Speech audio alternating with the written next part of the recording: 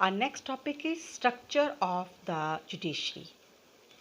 The structure of the Indian judiciary is like a pyramidal structure where the Supreme Court is at the apex. Like that. Supreme Court at the center level, High Court at the state level, and the subordinate court at the lower level in district. यानी कि जो supreme court है उसके under high court as well as subordinate court जो है वो आती हैं, और सुप्रीम कोर्ट जो है वो सबसे हाईएस्ट जो है कोर्ट है हमारे इंडिया की। आइए अब सुप्रीम कोर्ट के बारे में स्टडी करते हैं। Supreme court of India in New Delhi. It is the highest court established by Constitution in India. Composition means कि हमारी सुप्रीम कोर्ट में कितने जजेस जो हैं वो आते हैं। It consists of the Chief Justice of India and not more than 30 other judges.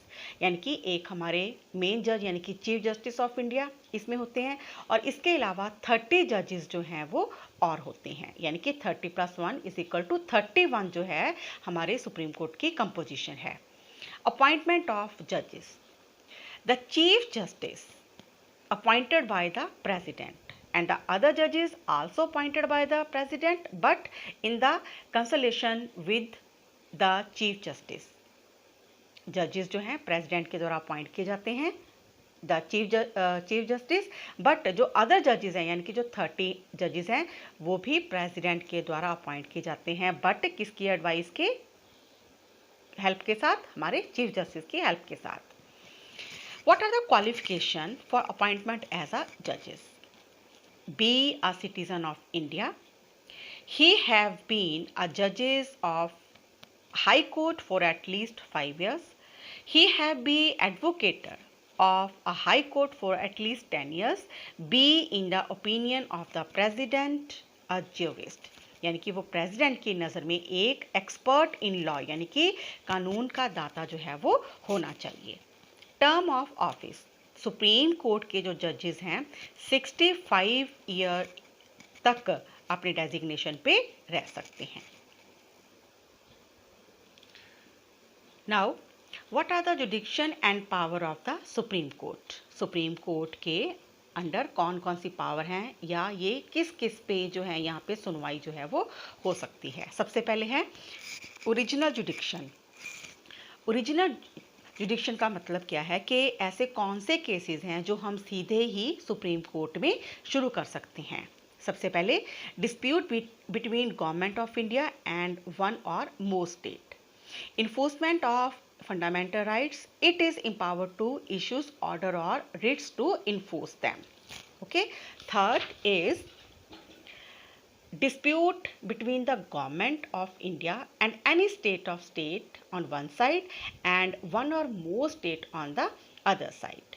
Dispute between the two state government and cases under PIL यानी कि पब्लिक इंटरेस्ट लिटिगेशन। ये जो सारे केसेस हैं हम सीधे ही सुप्रीम कोर्ट में जाके फाइल कर सकते हैं, स्टार्ट कर सकते हैं। Next appellate जुडिक्शन। अपेलेट का मतलब है if anybody can not satisfied the lower court यानी कि हायर कोर्ट या subordinate court, then he can appeal in the supreme court. Okay. Next one advisory जुडिक्शन।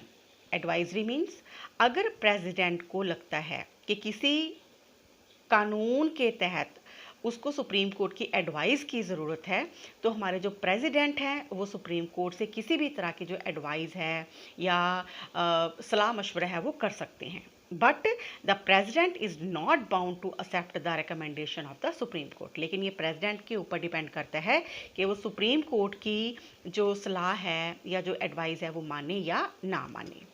Next court of record. जितने भी judgement, जितने भी डिसीजन जो हैं सुप्रीम कोर्ट में लिए जाते हैं, they are kept as record. उनको एक रिकॉर्ड के तौर पे रखा जाता है। उसका क्या रीज़न है?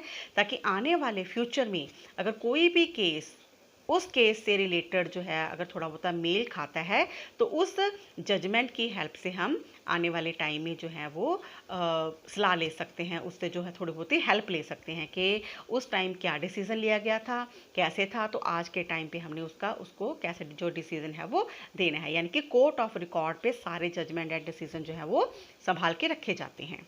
Last, judicial review. Supreme Court is the final interpreter of Constitution. It has a right to declare any law as null and void if it violates the basic structure of the Constitution. Okay?